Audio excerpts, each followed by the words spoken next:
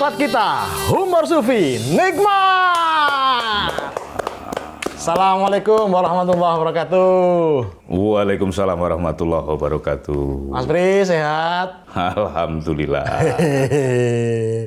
Sapaanmu selalu menimbulkan reaksi chemistry yang bernama Alhamdulillah. Wah iya toh ya. Setiap saya sapa, jenengan memuji Allah, dapat pahala, dapat kebaikan, gitu. Tetapi selalu yang memancing itu mendapatkan 2 kali lipat amal jariah. Ya itu kan karena kelonggaran hati seorang kakak terhadap adik yang masih kekurangan pahala. Wah, saya ini kekurangan pahala, kelebihan dosa gitu loh maksudnya sampean. Tapi kamu kan kelebihan honor lah, sudah selesai lah. Honor itu bisa dikonversikan pahala berarti ya? Ya tergantung kadar ketakwaanmu. Iya. Tapi bicara honor nih Mas, gimana ya caranya supaya kita ini bisa mendapatkan honor yang levelnya internasional gitu loh? Jangan rupiah terus. Gimana supaya dolar Amerika gitu loh Mas? Jangan punya ide apa enggak Mas? Kira-kira Humor Sufi ini kita tingkatkan seperti apa? Sebetulnya itu kan persoalan standar ya Gus ya. Di mana seseorang membangun standar, disitulah dia berada. Rupiah itu juga sebuah standar. Karena rupiah itu harga tukarnya ditentukan oleh jumlah emas di dalam dirinya. Wow. Kita menilai diri kita tuh pakai emas. Oh ya, ada golden soul toh. Kalau negara itu bernama devisa. Oke. Devisa kita itu baru 137 miliar US dollar. Jenengan tahu angka ini dari mana? Ngarang tuh aku kurang ngerti loh kalau saya dibohongi. Saya ini kan ya ekonom. Ekonom itu artinya orang yang ketat menghitung honor gitu loh. menghitung rating, menghitung billing itu ekonomi itu. Ya lanjut. Dan itu hampir 270 juta penduduk. Singapura itu 2 kali lipat besarnya devisa kita di hari-hari ini. China malah 3.000 miliar US dollar. Wah. Tinggi ya. Sekarang ini China pun punya kesadaran untuk menabung emas. Menabung emas makin banyak agar bisa otonom kedaulatan mata uang mereka. Ya. Nah, euro sudah memulai untuk melawan dolar. Ini kan ada gerakan mulai melawan dolar ini. Oke, nggih. Itulah yang disebut nanti kalau diurut-urutkan dengan pertanyaanmu itu mendevisakan kejiwaan kita. Supaya golden value-nya dapat ya. Iya, persis. Nah, kalau kita di musim pandemi begini saja, kok malah tawuran, emasnya di mana? Ya. Musim protokol kesehatan, dangdutan, di mana? Emasnya itu. Pilkada, kampanye belum dimulai saja, pelanggarannya mendahului. Jadi, pertanyaan sampean itu menyangkut soal keemasan di dalam kejiwaan kita. Pertanyaan berikutnya, bagaimana cara mengelola keemasan dalam diri kita supaya golden age ini kan sudah lewat kita, tapi golden moment itu kan akan datang terus menerus. Nah, supaya kita mencapai masa kejayaan, masa keemasan, kita harus bagaimana dalam mengolah dan mengelola keemasan dalam diri kita, Mas Bro? Emas itu sesungguhnya tidak pernah meninggalkan pemiliknya, tetapi ia bisa meninggalkan pihak yang tidak menggosoknya atau menambangnya. Ya. Karena semua kita ini memiliki naluri keemasan sebagai sebuah deposit dan kemungkinan ya. Tapi justru kelemahannya pada kemungkinan itu, karena kemungkinan itu, Gus, itu bukan hanya tergantung kepada mampu, tapi juga kepada mau. Oke, ya. Wah, kalau sudah sampai kepada mau ini luar biasa. Sebuah bangsa itu hanya dengan malas saja. Itu ada kemiskinan struktural namanya. Wah. Saya setiap kali dengerin jenengan tuh kok seperti jenengan tuh benar-benar punya nilai emas gitu ya. Padahal cuma emas sepuan dong ya. Oh iya, Mas Sepuan saja begini, ya kan? Iya. Apalagi Mas asli. Mas asli, oh ya dasar, ya. Ketika perjalanan orang-orang migrasi ke benua Amerika sebelum menjadi Amerika sekarang kan Itu salah satunya kan mencari 3G itu. Salah satunya gold itu kan. Gold. Ya. Ya. Jadi sebetulnya gold itu sudah sebuah mantra karena mata uang yang ukurannya emas itu tidak mengenal inflasi. 2G lainnya apa? Gold, glory, Apa ya? Atau ghost kita ghost ya. ghost atau god ya? Ya. God, glory dan gold. Bayangkan.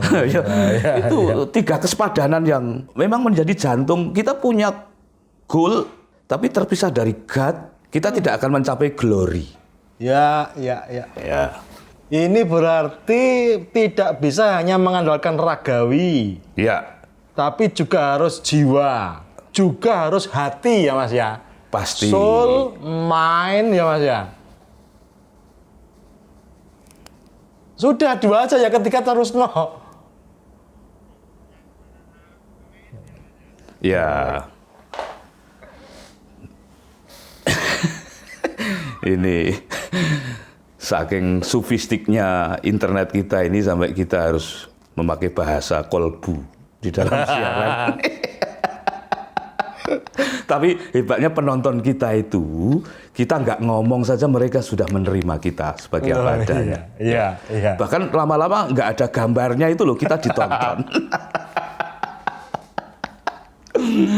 Ya, kembali pada unsur keemasan itu. Ya. Setiap pribadi itu mewakili sebuah entitas sebetulnya. Bisa masyarakat, bisa provinsi, bisa negara. Maka kalau negara diwakili oleh pribadi-pribadi keemasan itu, negaranya akan emas. Oke. Ya. Nah, warga yang emas itu syaratnya bukan tidak kompleks ya, misalnya dari yang elementer saja. Warga emas itu tidak mudah termakan hoax misalnya. Iya. Jadi kalau pasar hoax itu tinggi, kita bisa mengukur elevasi keemasan kita sebetulnya. Warga emas itu juga tidak tertarik pindah ke warga negaraan hanya gara-gara kecewa terhadap keputusan-keputusan negara. Iya pasti. Iya.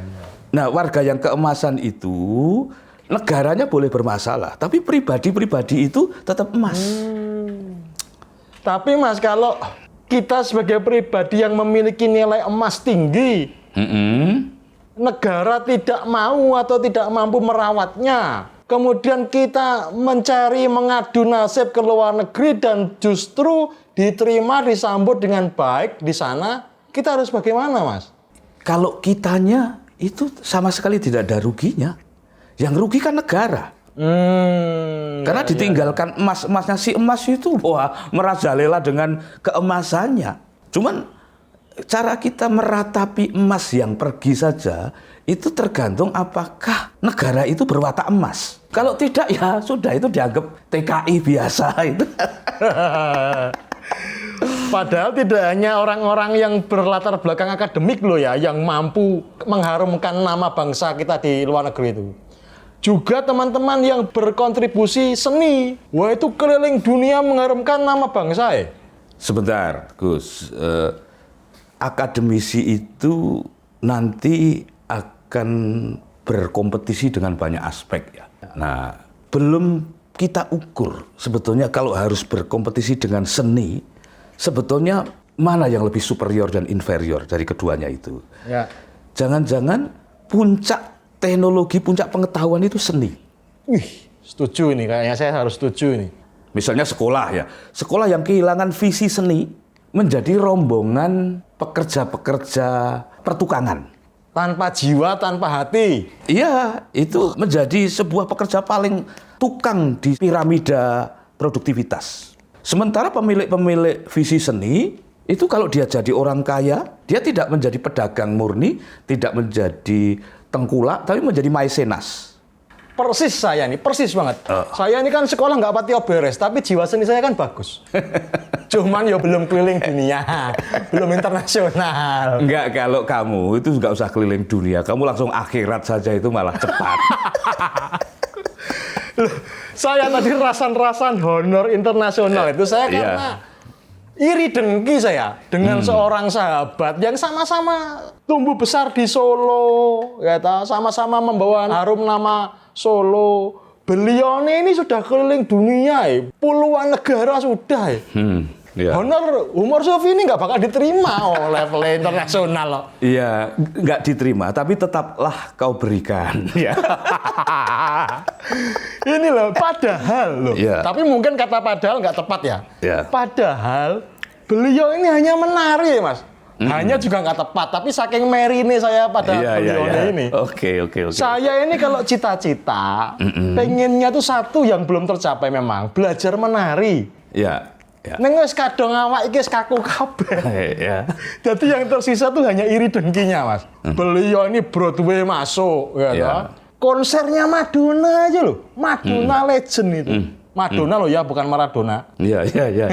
Itu 200 lebih titik konser.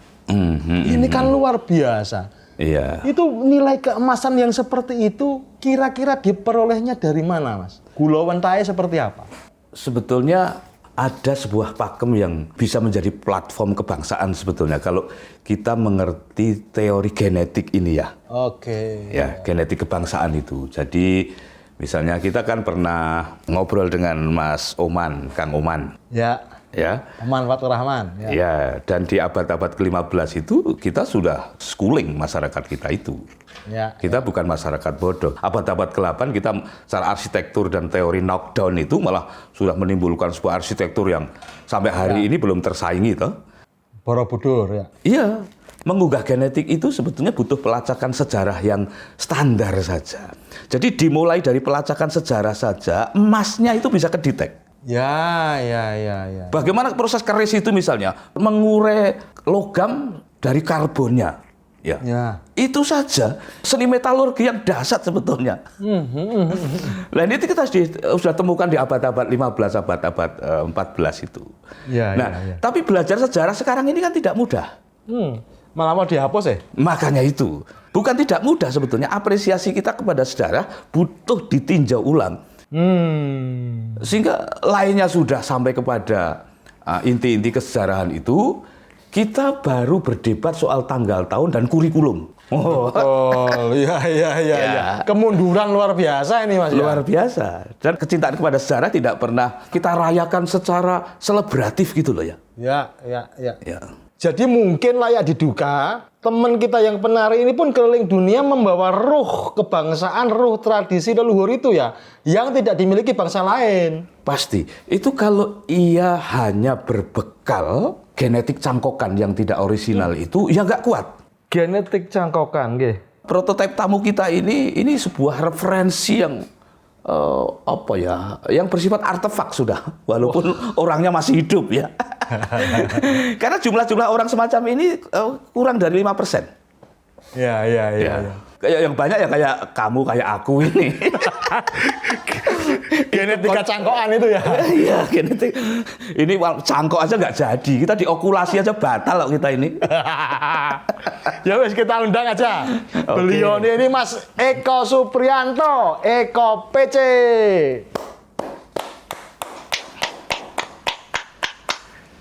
Sugeng sonten, assalamualaikum. Waalaikumsalam, sugeng sonten Gus. Om Pri. Om atau Prof ini? Prof Pri atau? Aku wis diundang AA wae wis bungah aku. Syekh biasanya Syekh. Oh Syekh, nggih. Pri, nggih. Alhamdulillah sehat Gus. Nggih. Mas Pri itu makomnya sudah Syekh Tony Rojim. Aku kudu guyu terus iki nek ngene iki.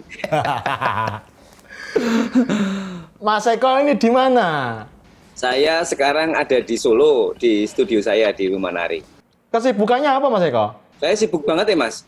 Ya ngajar, ya berkarya, dan sebetulnya kami banyak membuat platform-platform baru di masa pandemi ini. Jadi work from home-nya itu betul-betul kita telaah sebagai satu sikap yang memang harus terjadi, harus dilakukan, dan harus dipertanyakan, dan harus dikerjakan. Ngandikane sing biasa saja yang pakai bahasa rendahan, jangan terlalu tinggi. Mas Pri nggak sanggup, nggak ngerti gitu-gitu. Oh, ngoten nggih. Nggih. Nggih, niki lumayan sibuk nembe joget lah. Ngoten cocok.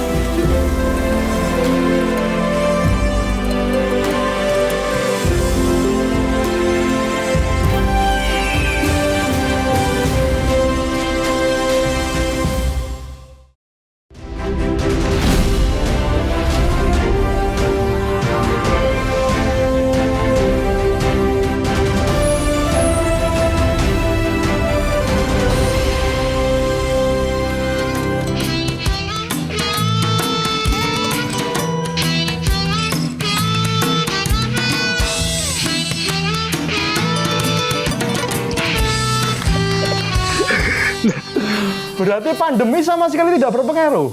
Saya sih nggak ngerasa berpengaruh. Berpengaruhnya nggak bisa kemana-mana, nggak ketemu teman-teman. Tetapi teman-teman yang lebih jauh gitu ya. Tapi teman-teman di Solo, di Sanggar, di studio yang masih ada di Solo, masih sering ketemu, masih sering ngobrol, masak bareng, ngomong bareng, latihan bareng gitu. Itu aja sih Mas, nggak ada pengaruh yang signifikan saja nih. Kalau yang signifikan itu tadi yang ngomongin masalah honor tadi. Nah itu terpenggal gara-gara semuanya di cancel. Yang harusnya kan saya tahun ini tour lumayan ada 18 negara, jadi ya itu cancel gitu. Diundur tahun depan lagi. Berarti nanti terpaksa honor Humor Sufi diterima nih Mas Pri. Oh ada honornya toh? Oh enggak jadi. 18 negara Mas, tertunda itu, terbatalkan atau gimana? Ada 5 yang dibatalin sudah dibatalin, tapi yang lain masih ditunda tahun depan. Ada yang ke Belanda, ke Paris, ke Spanyol, sama ke Eropa, negara-negara Eropa lah itu juga Taiwan dan Hong Kong juga tertunda. Mas Pri, kita daftar jadi kru Mas, lumayan melaku-melaku Mas. Yang bawain koper boleh deh. Persiapan untuk satu event saja contohnya Mas, satu negara saja, itu butuh berapa lama dan bagaimana Mas prosesnya Mas? Kebetulan karya ini kan sudah saya ciptakan dari tahun 2018. Jadi akumulasi dari 2018 sampai 2019, terus 2020 kita memang sebetulnya sudah mulai tour, tapi baru 2 negara, baru Australia sama di Jepang yang kemarin kita sudah sempat tour. Tapi yang lain ya itu tadi. Tapi biasanya kalau saya bikin karya sih lama sih Mas, nggak pernah 6 bulan gitu, nggak pernah, paling minimal setahun setengah gitu. Mas Pri, satu novel 1 bulan? Lah isine. Itu makanya nggak layu. Itu desakan kebutuhan. Oh ngoten nggih. Loh berarti jenengan ketika fokus membuat karya tidak ngejob Mas, keliling kemana-mana enggak? Kalau ngejob ya masih lah Mas, kalau diterima, kalau ada job yang cili-cilian gitulah. Bukan cili-cilian dalam pengertian honornya ya, tapi cili-cilian itu yang bisa dikerjakan oleh tim seminggu 2 minggu atau sebulan 2 bulan gitu, yang kita bisa kerjakan dari mana saya pas latihan bisa mengerjakan atau mendelegasikan itu karya atau tugasnya ke teman-teman, ke tim, ya saya terima tetaplah, karena memang kita kan juga non profit, jadi sebetulnya ya dapat masukannya juga dari PY. Tahu PY itu kan? Tahu no, saya belum bilang Jawa nih. PY itu payu. Iya. Ketika zaman normal kemarin itu keliling sampai belasan negara, anggaplah satu negara tuh seminggu 2 minggu. Berarti dalam setahun jenengan di tanah air itu sampai berapa minggu atau berapa bulan?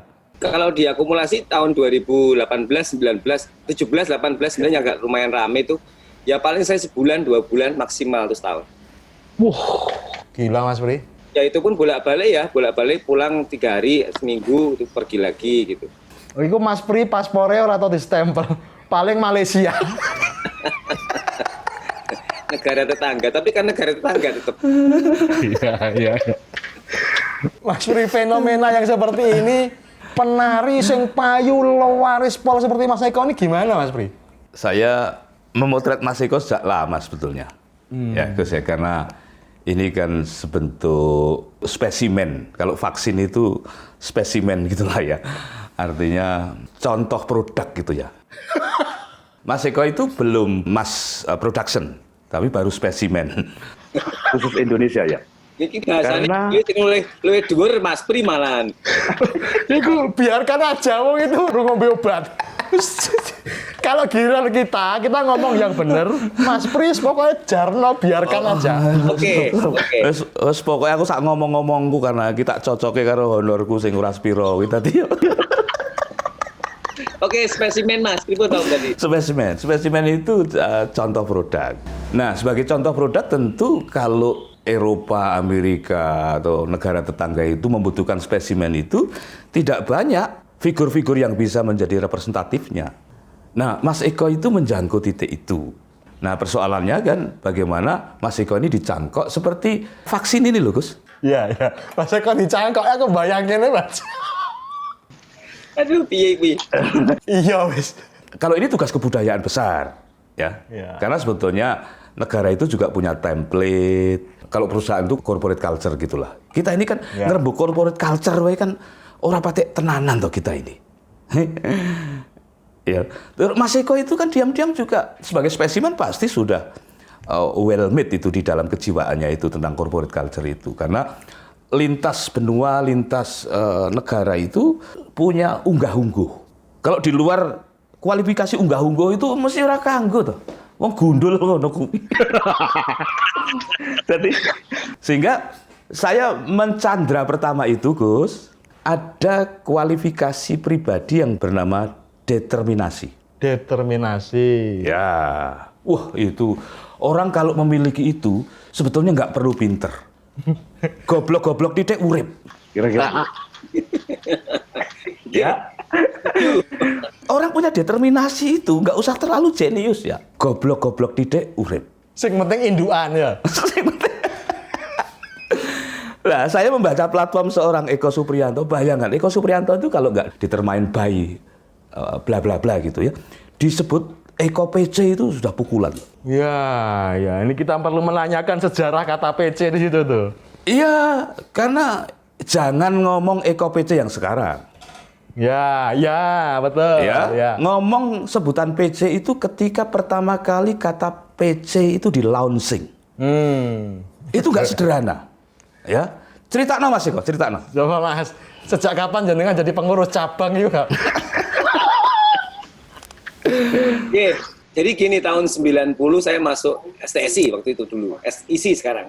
Saya gondes Mas, ponian gitu, kayak Gus Chandra lah. Jadi ponian gitu, panjang rambutnya, kacamata saya kayak Superman. Saya minus 4,5 waktu itu sudah.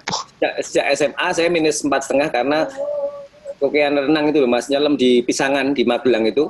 Kalau nyelam dulu ajarnya renang itu harus nyari dilempar batu sama gurunya, saya suruh ngambil nyelam. Jadi SMA kelas 3 saya nonton TV itu begitu, kalau begini semakin jelas. Jadi terus ibu saya, Suargi bilang, wah kowe ngopo mripatmu, matamu kenapa kowe kok malah kier-kier nonton TV gitu. Akhirnya saya diperiksain ke optik gitu di Magelang dan saya langsung minus 4,5. Jadi saya pakai kacamata tebal dan gondes. Nah, gondes itu jadi trademarknya dulu masuk di STSI itu. Gondrong Deso. Sampean ki gondrong ora gondrong desa, jadi percaya wae to. Tenan Mas nggih, saya itu niku. Nah, dari tunjuk saya akhirnya saat saya membantu tugas akhir teman, kakak kelas lah. Waktu tugas akhir itu kebetulan juga tariannya tarian rakyat yang basisnya dari tarian Kobro Siswo sama Ndolala sama Jadilan. Pas, karena saya juga pernah di Jadilan gitu. Nah dari situ, JR, gladi bersih itu saya nari, kan harus kacamata tak lepas, wong sudah mulai pakai kostum gitu kan. Nah saya nabrak Mas. Nabraki konconin sampai nabrak Soko pendopo STSI waktu itu. Bayangke. Nah dari situ, nggak cuman sekali dua kali, beberapa kali tuh adegan tariannya itu koreografi karena umpet-umpetan karena 17 penari nabrak-nabrak. Terus dari situlah kata-kata picek itu muncul, picek gitu, Eko PC. Nah dari situlah di launching oleh almarhum Pak Sadre sama oleh Mas Darmadi, kakak kelas saya yang maju ujian itu, dan semuanya akhirnya setuju kalau nama saya diganti Eko PC. Pak Sadre yang memberi pentahbisan. Betul. Pak Sadre karena yang membuat komposisi musiknya waktu itu. Wah itu membawa reksone isi Solo itu. Ya, betul. Dan itu juga kelebon Demit Cagak. Telepon Demit Sokonya isi itu. Ya wes dari situlah saya izin Mas. Nah terus karena saya kan malu toh, setiap pentas kan harus melepas kacamata dan takut juga, jadi trauma juga kalau nabrak-nabrak lagi. Itu pun saya ketika di Amerika sudah mulai kenal dengan kontak lens gitu. Saya punya pacar terus dikandani pakai kontak lens supaya lebih canggih gitu. Nah saya nyoba gitu, wah iya ketok lumayan bagus sih, cara ketok besone gitu. Ya akhirnya saya setuju gitu. Akhirnya sekarang pakai kontak lens gitu. Oh. Itu Mas Ri, PC-nya tuh gara-gara nabrak-nabrak itu. Gara-gara picek. Tapi yang harus kita diskusikan itu adalah keadaan psikologi seorang remaja waktu itu. ya, bukan soal bahwa sebutan itu kemudian terdeformasi jadi ini jadi itu soal sejarah kemudian. Tetapi tidak mudah bagi seorang anak muda yang baru mencari orientasi itu tercegat oleh vandalisme bahasa yang sebetulnya sangat terikat kepada soal-soal yang paling berharga di dalam dirinya itu. Tidak usah di-PC-PC-kan ya. Seseorang dengan kacamata itu memiliki sebuah psikologi yang khas. Seorang anak dengan kacamata yang tebal itu lebih khas lagi. Ya. Seseorang dengan kacamata tebal yang nabrak-nabrak lalu divandalisasi apapun motifnya loh ya. Ya. Saya tidak ngomong kalau motifnya itu untuk menyakiti Mas Eko, tapi sebetulnya secara psikologi balita sehat ya, itu sangat rawan distorsi gitu ya. Ya. Ini kalau tidak berhadapan dengan pihak-pihak yang saya sebut tadi berisi determinasi, patah orang ini. Nah, pada waktu itu jenengan bisa selamat dari bullying atau selamat dari krisis kejiwaan seperti apa, Mas Eko? Wong yo kacamata tebal tapi tidak hobi baca atau nyamayan? Boten blas. Lah iya kan biasanya kan kutu buku. Nah, ini kutu kepala ya. Ya, saya sih merasa kalau nama itu akhirnya semuanya jadi awalnya sih agak risih gitu ya, agak meneng ini lagi Zoom gitu loh, lagi webinar lagi Zoom cerewet gue lo. Iya apa Mas? Kucing apa asu? Asu Mas. Yes, Mas, itu lo tikus. aduh. Nggih, terus ki betul niki. Terus ke ojo kene aja diseneni, Mas. Nggih, jadi saya sih ketika terus mulai dipanggil PC awal-awalnya ya merasa saya kok dibully gitu ya. Merasa nggak enak, nggak nyaman gitu. Sampai akhirnya pun saya merasa saya sudah ganti kacamata, nggak lagi kayak Superman gitu ya, agak lumayan tipis, terus agak rodok larang lah gitu. Terus mulai rodok pakai yang kalau kena matahari agak hitam itu loh Mas, kayak Ray-Ban itu loh. Nah, terus mulai rodok canggih gitu. Terus gondesnya sudah hilang, sudah tak rapiin gitu, sudah tak gelung.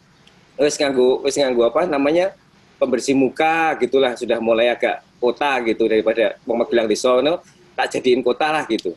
Terus akhirnya saya merasa nyaman aja dipanggil PC, apalagi sama kakak-kakak kelas yang akhirnya sebutan PC itu jadi kayak apa ya, kayak label yang memang nek nari koreografi komposisi sing non Jawa apa joget rakyatan kuwi PC sing paling apik gitu, atau joget cakil gitu, atau jogetan sing lucu sing geculan kayak gajur ganjret, klono sembung langu gitu. Dari situ saya akhirnya dapat karir di situ, dapat karir penari gecul, penari cakil, krono sembung langu, penari kontemporer gitu ya, yang notabene dulu kalau maju membantu tugas saya itu tarian-tariannya ada tarian komposisi yang di luar Jawa gitu, non Jawa maksud saya. Nah itu jadi saya merasa wah rodok lumayan nih PC ini, aku cah komposisi, aku cah kontemporer gitu. Yang akhirnya membuat saya merasa senang justru malah dan bangga gitu. Berubah menjadi trademark ya Mas berarti ya? Jadi trademark. Dan daripada Eko Supriyanto gitu kan desa banget tuh Mas, Supriyanto. Nek PC kan PC. Itu kan lumayan. Iya. Tanda-tandanya gitu loh Mas. Lah Mas Pri, Supriyanto ini apa rop tak ganti PC Mas? Tunggal iki padha Supriyanto nih. Oh gitu tuh. Ngapunten. PCGS. Tapi ojo ngilani sejarah ya. Jeneng-jeneng yang memakai Supriyanto itu pengubah sejarah. Piye kuwi? Supriyanto GS itu kan nama asliku. Eko Supriyanto itu nama aslinya Mas Eko. Yeah. Jadi betapa nama Supriyanto itu pewaris kebudayaan unggul. Perkara singgah jadi PC sejenak. Eko Supriyanto itu legend. Kalau Lah, iya. Supriyanto GS itu legend. Loh, legend itu metamorfosis dari kata genuine. Udah ada gadok nih Mas Pri. Ya ora urusan, wong nek terdesak langsung kudu cerdas. Tapi kemudian Mas, jadi kan ketika itu, bahkan sebelum menjadi penari, itu lebih dulu jadi perenang atau jadi apa? Kan tadi sinau renang, harus nyelam, sampai meripate itu menjadi seperti ini. Itu belokan atau memang sudah jalan sejarah sampean menjadi penari? Mbah saya tuh penari dulu. Beliau itu dulu salah satu juga pemain yang jadi rahwana di Ngesti Pandowo tahun 60-an 50-an di Semarang. Jadi kita punya tradisi di keluarga kalau yang cowok-cowok tuh harus belajar silat sama nari dulu. Jadi saya di apa ya di kursi apa tuh kursi bahasa Indonesia apa tuh kursi itu? Gaya, nggak usah Inggris. Lali kok Mas tenan sih. Dikutuk. Dikutuk. Saya dikutuk menjadi penari dan pesilat dari sejak awal sebetulnya. Jadi dari kakek saya itu, jadi saya merasa saya ya memang harus begitu. Nek Sabtu latihan nari, nek Minggu latihan silat. Terus akhirnya ketika Mbah Sedo, saya dimasukkan di Sanggar di Magelang dengan Pak Kahari gitu almarhum. Dan akhirnya dari situ nari terus. Walaupun tariannya sudah berganti gaya dari tari gaya Solo, Gambiranom, menjadi tarian gaya Bagong Kussudiardja gitu ya. Terus sampai akhirnya ya saya tetap masih jadil, masih di Kiringan gitu, ikut jadilan celeng, ikut jadilan yang sampai dadi itu loh Mas, pakai mangan pitik mentah, apa klopo pakai gigi, terus ngeremus semprong gitu-gitulah, itu sudah makanan sehari-hari saya gitu dulu.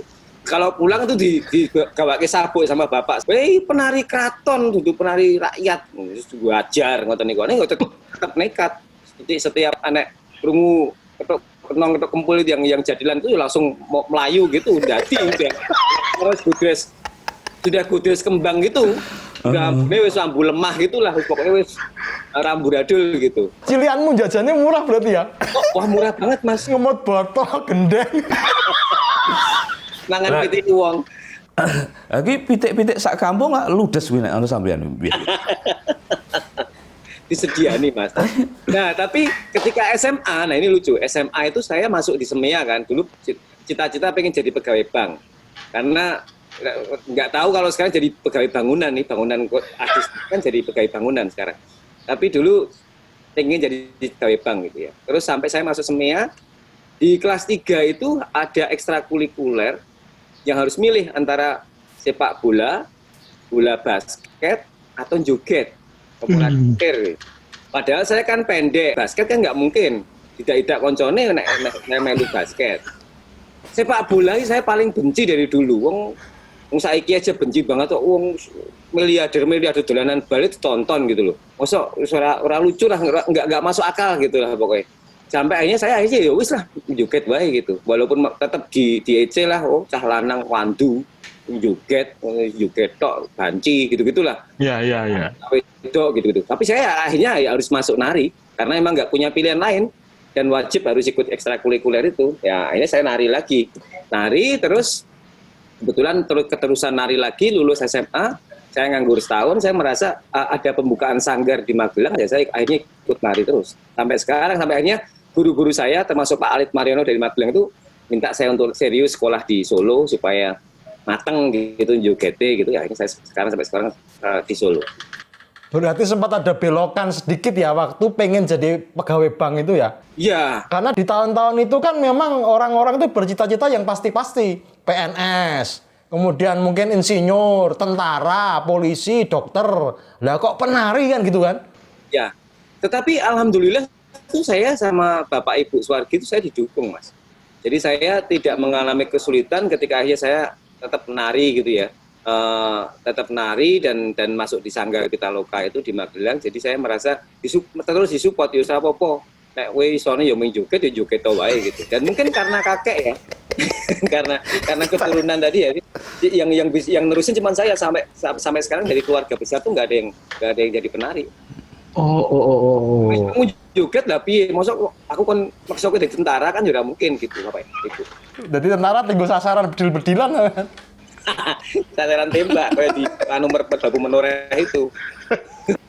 Nah Mas, mumpung Mas ceritanya tentang jadilan, mangan, beling, mangan segala macam itu dulu ceritanya seperti apa? Moco montrose, apa terus bagaimana yang dirasakan?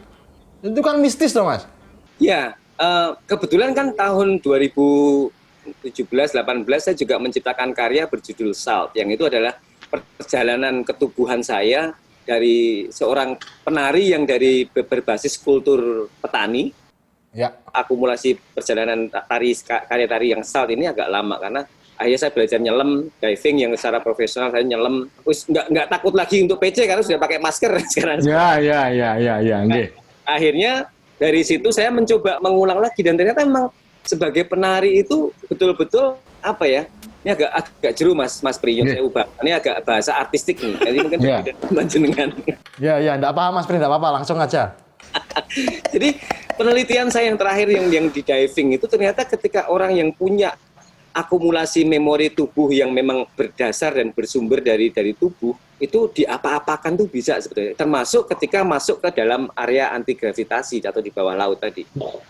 Ketika orang penyelam biasa, mereka tendensi tidak akan banyak bergerak dan akan melindungi dirinya dengan hanya diem gitu. Tetapi kalau penari tendensinya sudah mulai berjempalitan justru merasakan anti gravitasi itu dirasakan benar gitu di situ di dalam air itu. Jadi apa ya, kayak semacam menari itu kelihatan gitu loh ininya apa, ada tendensi penjelajahan ruang-ruang yang berbeda gitu.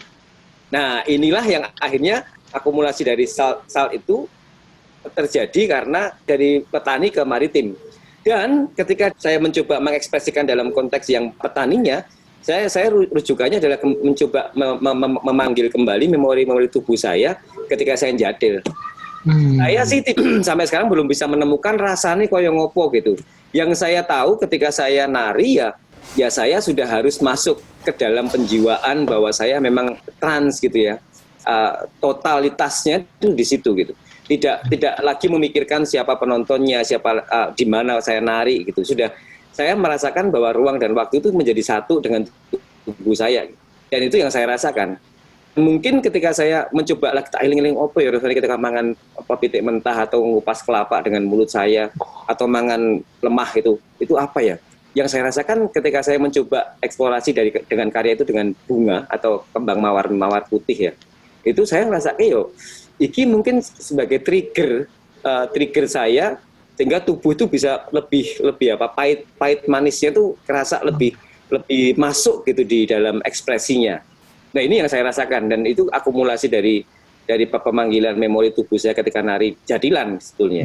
Ya. Penting ini memori tubuh untuk dikelola, diolah, bahkan dipanggil kembali. Kemudian menjelajahi ruang-ruang tertentu yang mungkin pernah di situ atau belum ke situ.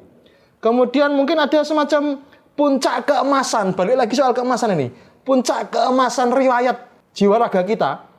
Yang kemudian dalam bahasa populernya disebut trans. Itu Mas Pri punya penjelasan yang seperti apa kira-kira kayak gitu? Penjelasan Mas Eko baru saja itu sebetulnya itu fenomena apa yang disebut muscle memory itu ya. Otot itu punya memorinya. Nah itu bisa karena proses latihan, bisa proses keturunan, bisa proses kutukan. Oke, dibahas satu persatu.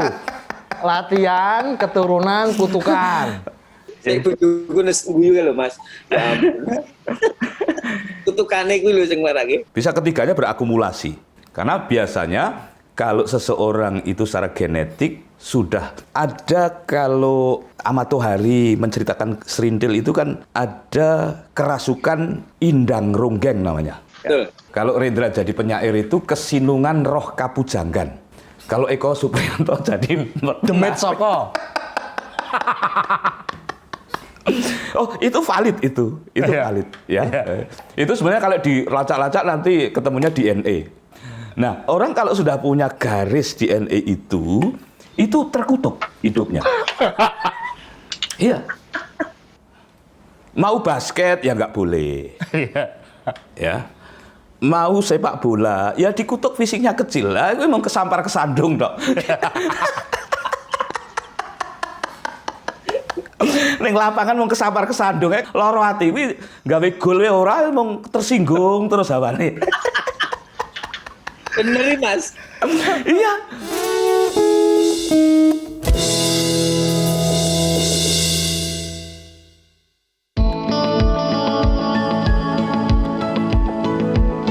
Jarum coklat saat tepat, saat melepas gunung. hati. Hanya dibuat rasa tak senang mengenang hati puas. Jarum coklat saat santai larut dalam malam. Suasana seimbang tepat. Jadi nikmat jarum coklat.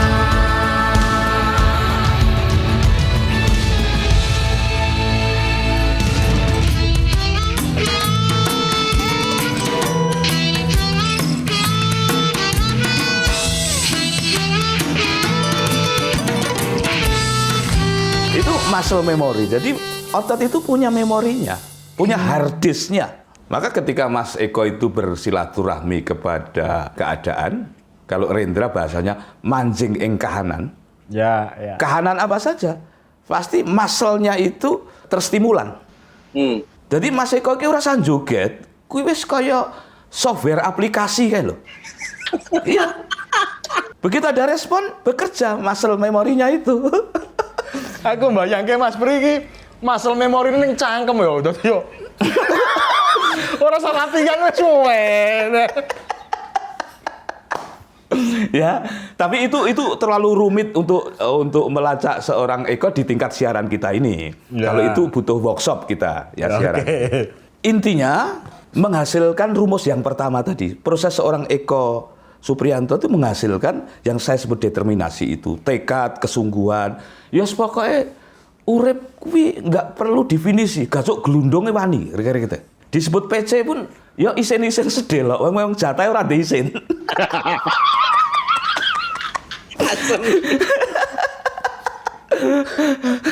Termasuk satu lagi aspek yang penting sebenarnya yang mempengaruhi perjalanan karir saya.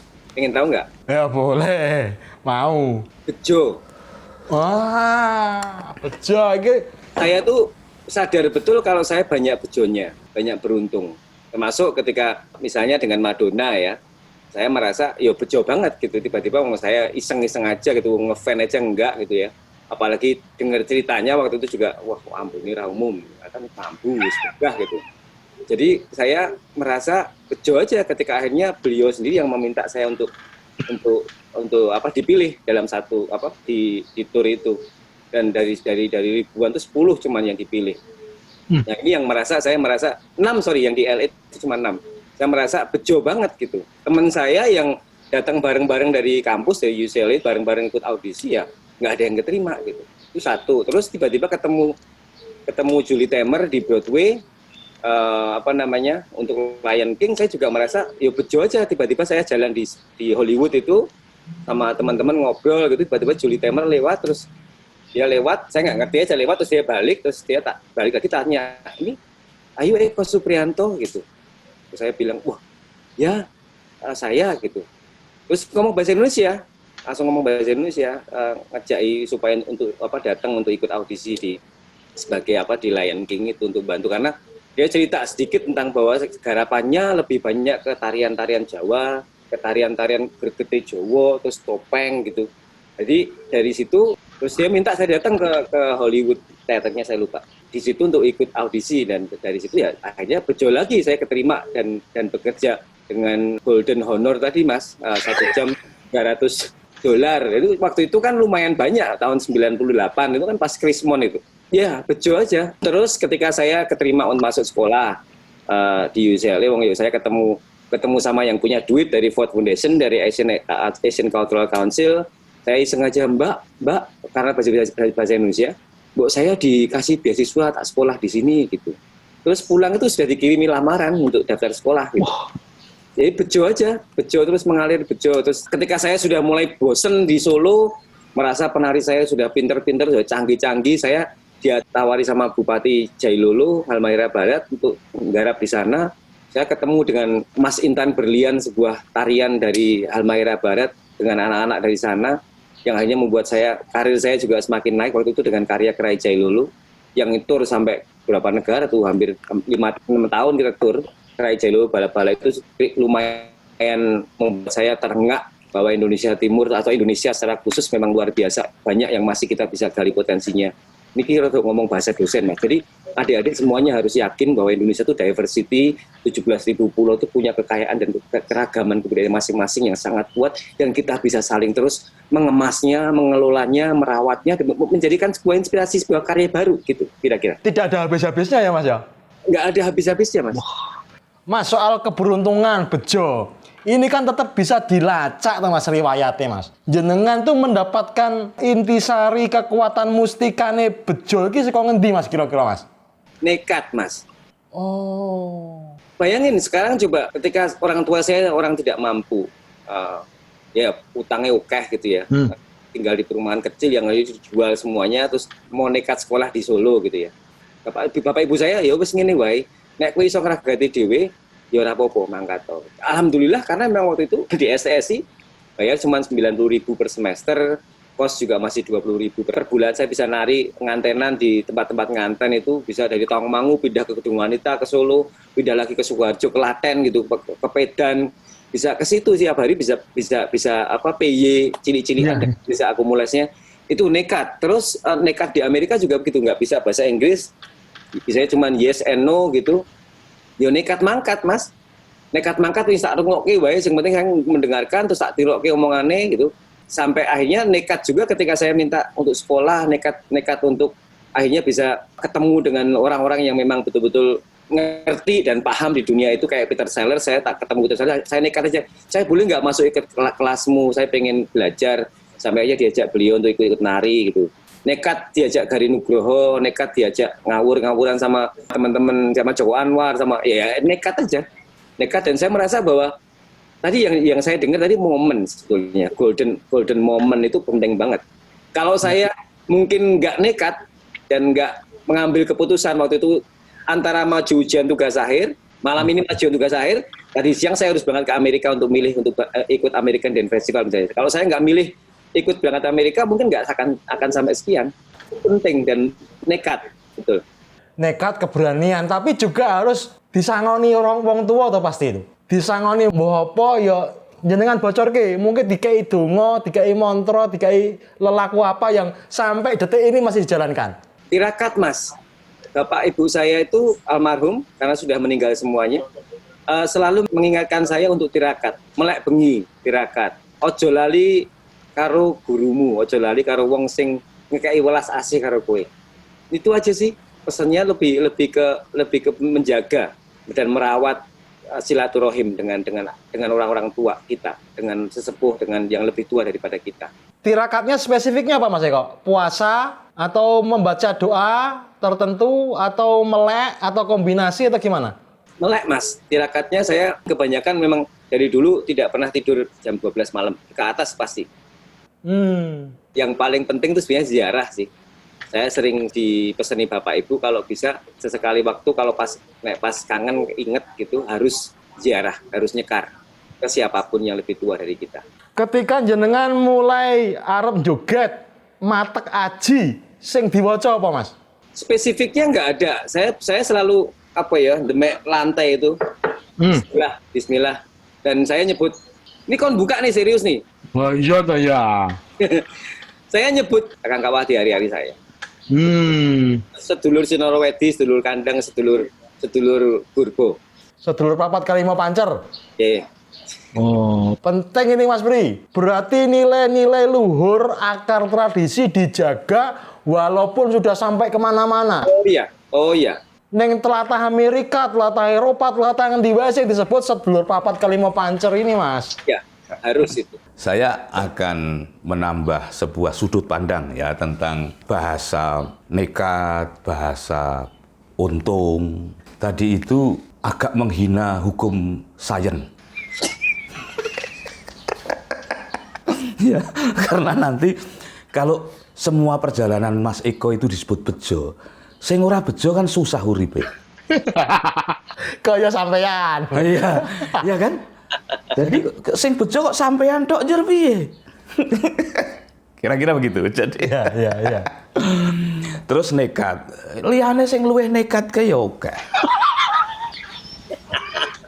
kok malah kecekel KPK, ya, nganggo rompi oren. Itu kenekatan yang tidak kalah nekat itu sebetulnya. Saya tertarik mengunggah satu tesis. Ini Mas Eko mesti ngerti karena serawunge global tuh. Aku yang ngerti.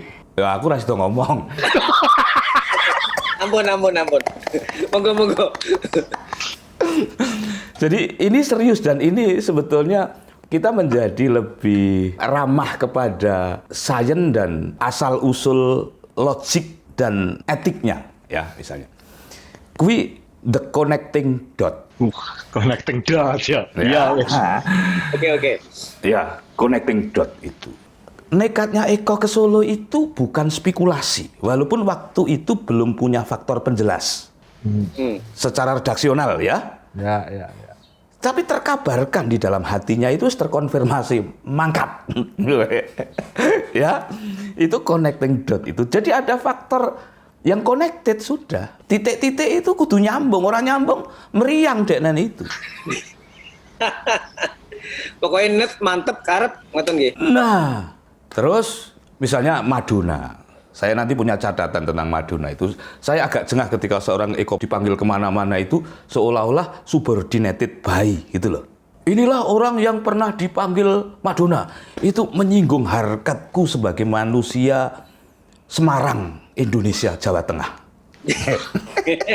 Berarti faktornya bukan Madonna sesungguhnya ya.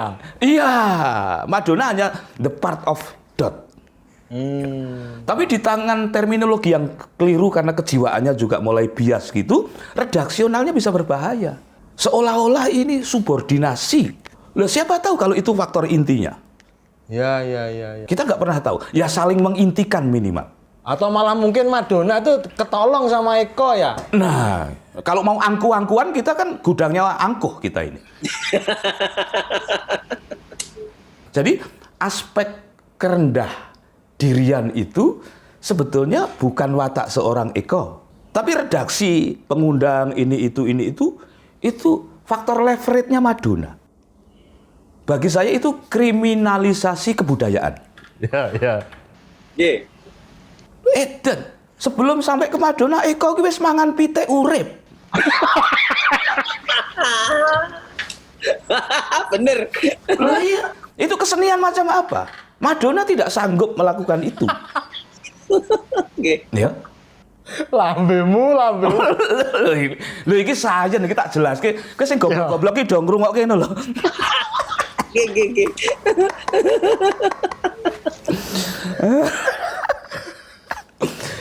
Ini cara kerja peradaban pikir. Jadi saya harus merevisi itu, membangun bargaining position yang bahkan dari sisi redaksional saja keliru. Aku wong sing diam-diam ki ora ikhlas. Tiap Eko PC diundang kok mesti iki lho penarine Madonna. Saya lebih iki lho bocah sing mangan pitik kae. Dracula itu hanya mitos loh. Loh, neng kene ki urip tenan, edan to kuwi. Iya, bener. Bargaining position ini bisa menjadi kegagalan kebudayaan kalau nggak hati-hati. Jadi ada banyak faktor tentang Eko ini, setidaknya ada 5 yang saya catat. Ini yang baru kedua, itu bias inferiority. Oke. Determinasi bias inferiority. Ya, Eko sendiri tidak memiliki itu. Tapi tiba-tiba kok sekitarnya kok mendahului, oh Madonna. Malah saya pernah melihat presenter itu, Madonna, jadi di depanmu ada Madonna, di belakangmu ada Madonna. Ngece banget gue ya. Wah, wih, hina gitu lah. Ini tidak boleh lah, bukan tidak boleh kok koyo ngeleke anak ayo, tidak boleh lah. Ya tidak elok, kita menyemangati bangsa ini tidak elok dengan cara itu. Coba kita ini kan ada satu orang saja, oh diterima di Google, bekerja di Google, dirayakan itu secara nasional. Oh iya. Itu salah. Google itu nggak ada kita, billingnya berkurang. Kita 9 jam per day di komputer itu. Jadi kita masyarakat yang kekuatan belanjanya luar biasa. Ini kan Facebook baru mau bayar pajaknya ke kita. Karena memang besar sekali angkanya. Mana ada orang miskin yang menyumbang pajak sebesar kita? Nggak ada, kecuali kita. Jadi kita ini bisa miskin sekaligus kaya raya. Ini sebuah dualisme yang asik sebetulnya. Bener. Ya. GG. Jadi inferiority ini pasti tidak dimiliki Eko. Madonna itu ngerti, ki cah minder, cah ingahingi, ya mesti ora sah kon nari wis langsung didupak to. Ya. Justru karena punya superiority ya, punya karakter itulah kemudian diajak ya. Oh, dengaran sampean pinter, Mas. Iki suwe-suwe aku nesu lho iki siaran iki.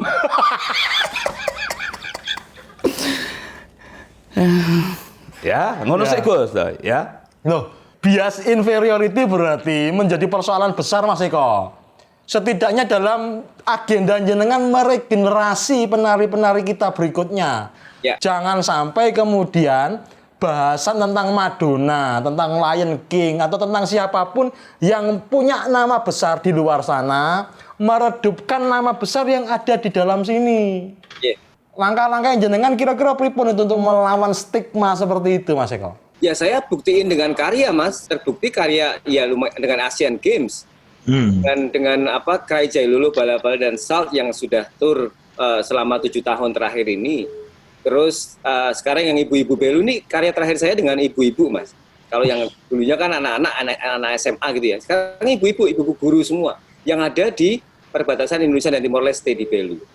Juga termasuk satu penari dari Timor Leste yang bergabung dengan kita. Saya bicara tentang border, saya bicara tentang perbatasan lewat bahasa dialog ritual yang terimplikasi oleh tarian tradisi bernama tarian Likurai. Juga dengan tenun dari Timor. Yang ini sebetulnya saya selalu ingatkan pada teman-teman bahwa sekarang kita sangat dituntut untuk bisa masuk ke dalam ranah global gitu ya. Go internasional itu bukan berarti terus kita keluar negeri itu go internasional. Sebetulnya dengan membuat statement tentang global, tentang satu diskurs yang global yang kita bisa wacanakan sebagai diskusi panjang, diskusi serius tentang perbatasan misalnya. Ya. Dan ini terwakilkan oleh ibu-ibu dari Belu, dari orang-orang yang memang sangat rapuh dan sangat tersakiti kebudayaannya ketika mereka harus terpisahkan antara Indonesia dan Timor Leste, antara suku-suku yang ada di sana dengan perbatasan, ansih perbatasan ya, border antara Indonesia dan Timor Leste yang dulunya sangat fluid, sangat nyaman gitu, mereka bisa saling berkunjung, bisa saling mengadakan ritual bareng-bareng gitu. Dan ini terjadi dengan kita sekarang gitu. Nah, saya tetap selalu mengingatkan bahwa konteks tradisi kita, lokal kita sangat kaya dan sangat bisa dipadu-padankan menjadi satu platform yang global. Ngomongin tentang terumbu karang yang hancur, tentang biota laut yang sudah dihancurkan oleh manusia sendiri, saya cukup bicara dengan Jailulu, dengan karya saya Cry Jailulu. Yang itu adalah tarian-tarian lokal yang ada di Halmahera Barat. Gitu. Berarti kita perlu meredefinisikan go internasional ya Mas Pri. Karena Indonesia ya internasional, nggak usah go-goan ya kita sudah internasional Mas Pri. Betul. Sebetulnya urip itu kan ya nyang-nyangan toh Gus. Nah, kita ini nganyang ora tahu. Iya kan? Tapi kasus seorang Eko ini saya menangkap kemudian selain inferiority itu ada, walaupun ini masih milik pribadi-pribadi saja yang semoga nanti bisa ditangkarkan. Eko ini bisa begitu karena ada keangkuhan. Ya. Hanya masyarakat yang angkuh, yang kemudian sadar kesembadaan. Dan itu sudah diajarkan kita oleh para founding fathers itu, oleh Agus Salim, oleh Soekarno apalagi ya, oleh Sahrir, itu kecil-kecil. Physically mereka kecil-kecil, ya. Tapi di sektor bahasa mereka adalah para polyglot. Di sektor nasionalis mereka kalau menggenggam tanah airnya itu sudah setara dengan nyawanya. Jadi ada hinaan kecil saja, itu semuanya nggak penting. Dibanding nek Mas Eko mau nari itu Kakang Kawah Adi Hari-hari tak tambahi Bapak Angkoso Ibu Bumi. Iya. Ya. Itu angkuh, kita ini sebenarnya dididik para angkuhwan. Artinya punya keagungan diri ya Mas ya. Punya nilai keemasan yang tinggi. Ya, pride. Dignity lah ya, misalnya. Di hadapan Madonna, Eko tidak merepresentasikan sebuah tarian-tarian kenes abad cangkokan-cangkokan pop culture gitu. Hmm. Ya, tapi mengusung genetik yang berbasis connecting dot tadi itu, ya sak metu-metune. Eko ki obah wis ora apa-apa. Nggak usah disebut koreografi, tari. Eko itu meludah saja itu sudah koreografis. Karena panggilan muscle memorinya memang di situ. Dan orang-orang seperti Madonna itu yang sangat mengerti hukum panggung. Orang-orang panggung itu apalagi sekelas Jam Terbang Madonna itu. Kelemahan Madonna kan belum pernah pentas di Manyaran dekat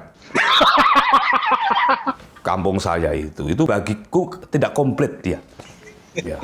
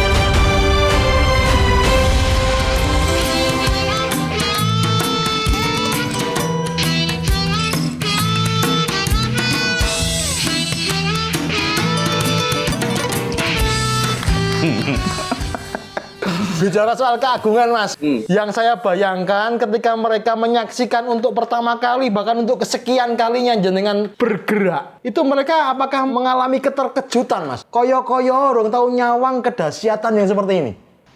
Kalau kedahsyatan nggak tahu ya, Mas. Saya nggak melihat penontonnya. Tapi begini, ini ngomongin Madonna dulu ya. Ya. Di Madonna itu kan sebetulnya saya ada part yang saya nari tunggal, nari sendiri gitu ya. Ada 3 part yang saya nari sendiri gitu. Yang memang sebetulnya ada 3 penari yang memang punya part solo gitu, tunggal. Dan juga duet dengan Madonna. Ya memang saya merasakan sangat spesifik sih, sangat beda gitu. Ketika saya nari di bagian itu ya mungkin tidak seheboh yang tarian cowboy, don't tell me to stop, gitu. Atau La Isla Bonita, bukan itu. Tapi ketika saya nari tunggal atau teman-teman yang memang punya porsi tunggal di situ atau duet dengan dia, ya satu keheningan yang saya rasa itu bisa saya katakan dengan satu yang ya ketertarikan yang memang mungkin lebih ke silent interest gitu ya. Yang ini membuat saya merasa bersyukur ada kesempatan itu. Dengan Cry Jailolo saya merasa itu di Kampnagel itu salah satu pabrik bir dulu di Jerman, di Hamburg, yang itu penari kontemporer atau para seniman kontemporer yang bisa menari di situ satu kebanggaan yang luar biasa. Atau Marseille Festival di Prancis gitu. Ini kebetulan kami di Marseille itu dari 76 tahun mereka mengadakan festival baru pertama kali pentas dari Indonesia. Dan itu di 2 karya antara Cry Jailolo sama Salt. Ini yang saya merasakan sampai gedruk-gedruk itu nggak berhenti. Bukan putaran lagi, tapi Ya. dan kita pentas 6 kali, itu diminta lagi 3 kali pentas ketambahan lagi, karena memang penonton banyak yang interest, pengen lihat. Gitu. Ini anak-anak muda loh, Mas, anak-anak SMA yang tidak pernah menari, yang di Halmahera Barat itu selalu orientasi cowok itu harus jadi polisi atau jadi tentara. Kalau cewek jadi guru atau bidan. Yang lain itu udah nikah, kamu ngurusin kebun. Nah, ketika 7 anak ini pentas, dan ini anak-anak SMA yang tidak pernah pentas. Bayangin, Mas, di gedung kesenian waktu kita pentas pertama kali, Mas, ini lampunya kenapa dari begini? Saya pusing, Mas, tidak bisa lihat siapa-siapa gitu. Terus ketika mereka di luar misalnya, itu kan mereka peminum, cap tikus itu tiap hari mereka minum gitu ya. Tapi ketika di Eropa ada wine, ada yang mahal-mahal itu sama sekali nggak mereka sentuh. Ya, tapi harus ada nasi. Kalau makan nasi 3 piring, 1 ayam cukup gitu.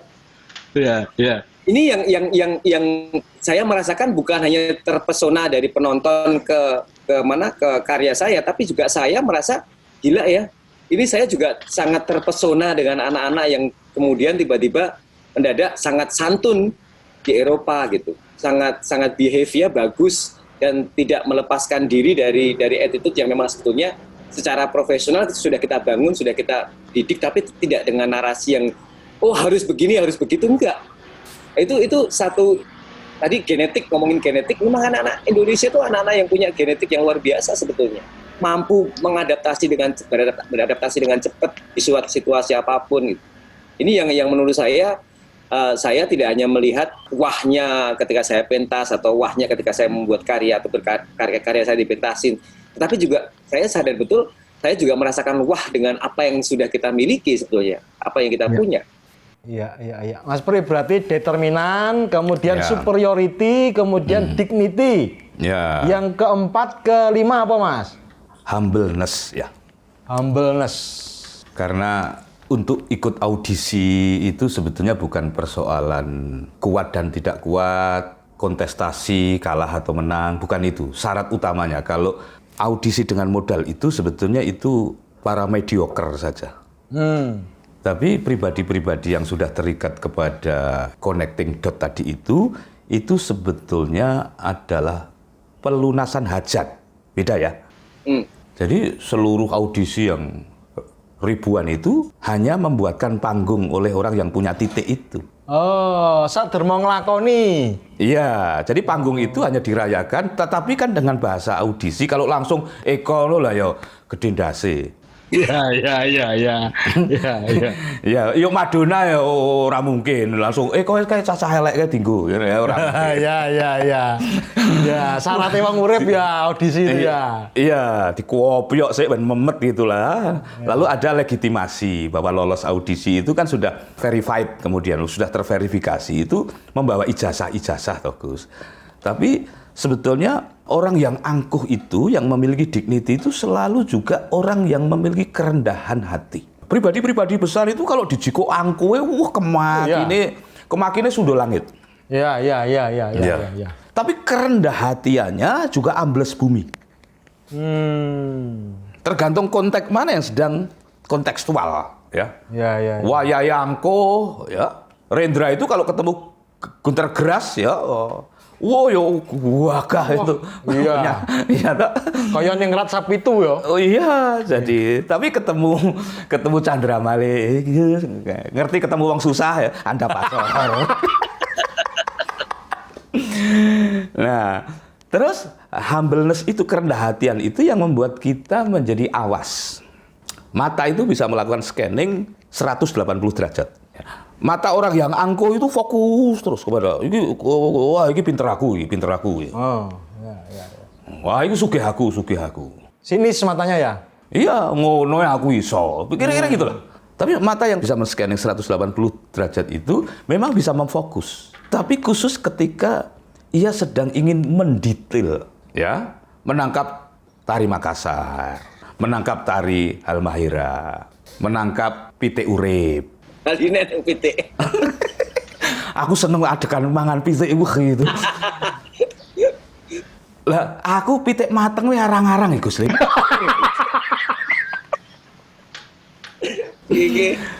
Terus tetangga-tetangga kita itu kita paham kurang lebihnya, paham kekayaan kemiskinannya, paham rasa pangrasa gitu ya. Sampai lupa kepada faktor superior dan inferior itu. Jadi orang yang rendah hati itu minder aja nggak sempat. Tapi menyatukan antara keangkuhan, ketinggian hati dengan kerendahan hati ki piye, Mas? Mengkombinasikannya. Kui melek bengi mau kui. Oh. Ono melek bengi sing meditasi, ono melek bengi sing keplek iki ono.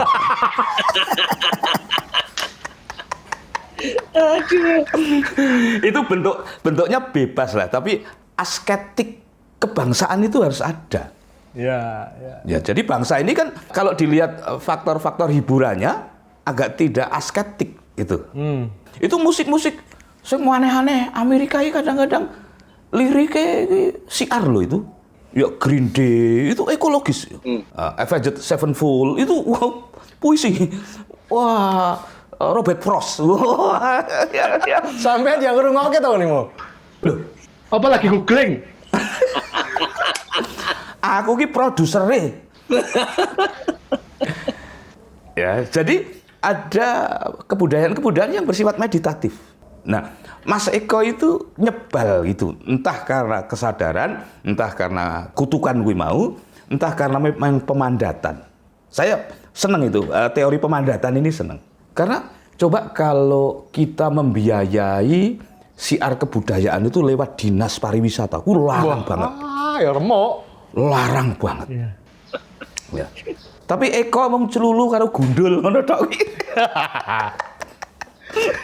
Jadi kutukan itu bisa dialih namakan menjadi teori pemandatan itu ya Mas ya. Memang dimandati oleh alam untuk menjadi seorang Eko PC itu ya. Ya, sebetulnya semua orang memiliki pemandatan itu di dalam ukurannya, cuman ada yang berani membayar maharnya, ada yang tidak. Karena nek wis tekan wayahe bayar mahar itu, wong ki alasan wae. Ya. Wah, negara tidak support lah. Oh iya. Wah, ini kabupaten tidak memperhatikan. Oh no, dari kita ini sing kerjaan iki miso-miso karo kabupaten terus. Iya. Nyacat terus ya Mas ya. Kira-kira gitu. Padu terus bab taman budaya padu terus gitu ya. Eko tidak terlalu punya ruang untuk itu kan? Iya. Ah, timbang mambling ngeluh rono rene, mending nyekeli pitik kuwi malah dadi happening art.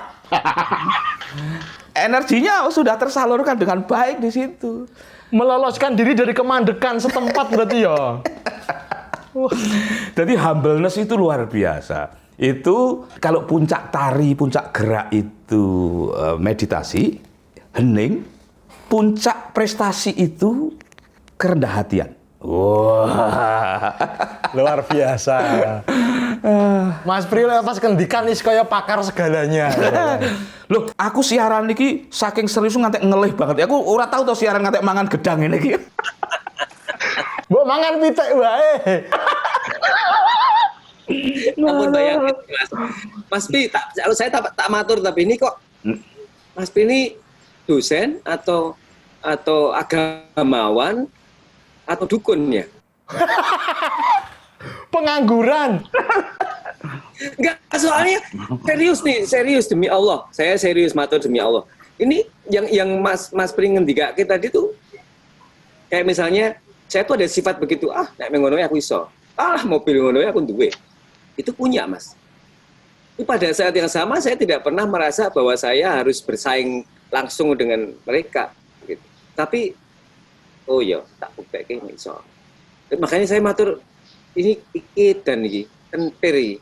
Karena benar semuanya gitu yang pernah saya termasuk menjabarkan apa yang sudah saya lakukan tadi itu definisi itu.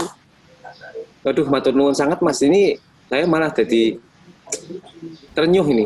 Soalnya Mas Pri kan sudah tak kasih bekal lah Mas, pembekalan ada, pembinaan ada, sehingga ngiras pantas dadi co-host iku ya layak lho Mas. Kuwi jawabanku singkat, kuwi cangkemmu iki ditata. Serius nih Mas Pri, saya merasa didefinisikan oleh Mas Pri yang betul-betul apa ya, bener gitu. Termasuk tambahan tadi, saya lupa ya jadi gitu. Dan saya merasa bahwa saya nggak pernah nyebut itu Bapak Bumi Bu Angkoso itu. Iya. Sedulur papat kali mau pancer, 6 bumi 7 langit, ibu bumi Bapak Angkoso. Nah, Nini among kaki among, sing ngomong jiwa ragaku sukma sejati. Madonna kuwi dongane ora tekan kono lah. Ya, tapi kita bukan sedang mendekonstruksi Madonna loh ya, bukan sedang tidak menghargai beliau. iya. Ini agar ada tawar-menawar yang logis gitu loh. Sangat masuk akal Mas Pri. Sangat. Iya. Ini yang butuh dikampanyekan sehingga keberanian kita itu, Gus, tidak hanya udrek karo koncone dhewe.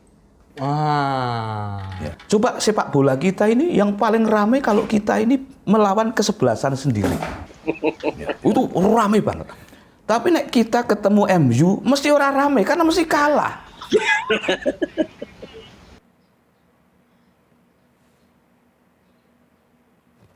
Apa ki hang ya? Agar acting kepinteran ini terus hang biasanya. Sing kelima apa kelima? Sing kelima ki wingit banget tadi nganggo ilang sik saka.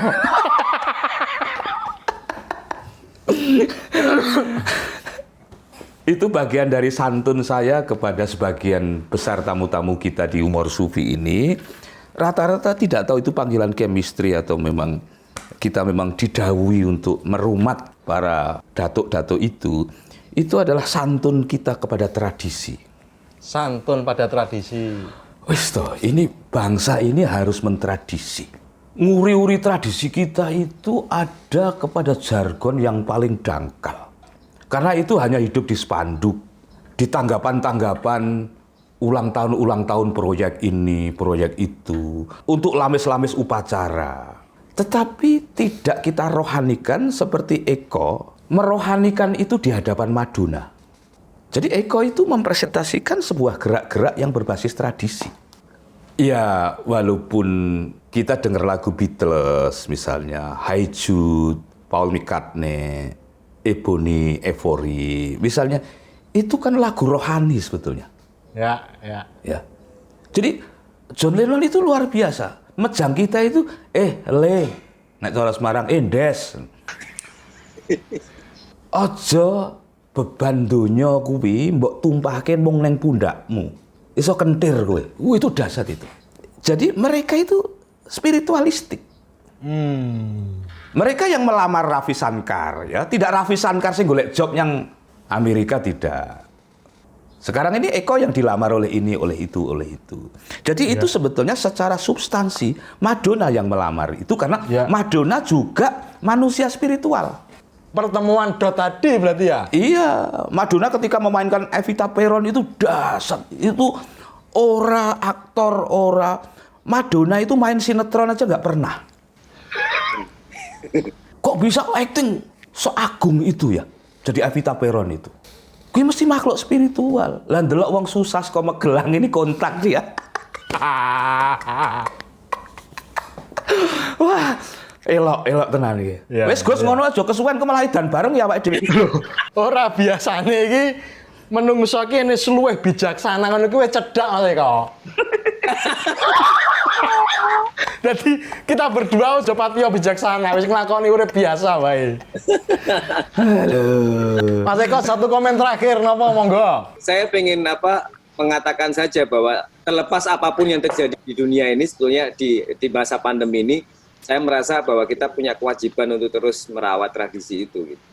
Merawat roh-roh yang memang sebetulnya selalu memberikan jalan, memberikan ruang-ruang yang kita harus benar banget apa yang disampaikan Mas Pri tadi dengan mawas gitu, humble, apapun tadi yang 5 tadi, apa tadi Mas itu? Determinasi, superiority, dignity, humbleness, santun tradisi. Nah niku Mas, itu aja sih yang kalau itu kita bisa pegang bareng-bareng. Saya pengen mengajak teman-teman, apalagi nanti yang nonton kanal ini, saya merasa bahwa ini menjadi penting gitu untuk kita menjadi manusia Indonesia. Iya, nanti tolong 5 hal itu dijadikan materi kuliah, royaltinya ke Mas Pri. Siap. Kuwi akal-akalanmu padune kowe njaluk. Matur nuwun Mas Eko PC, sehat walafiat selalu, terus berproses berkarya membawa keharuman nama Indonesia. Assalamualaikum warahmatullahi wabarakatuh. Waalaikumsalam warahmatullahi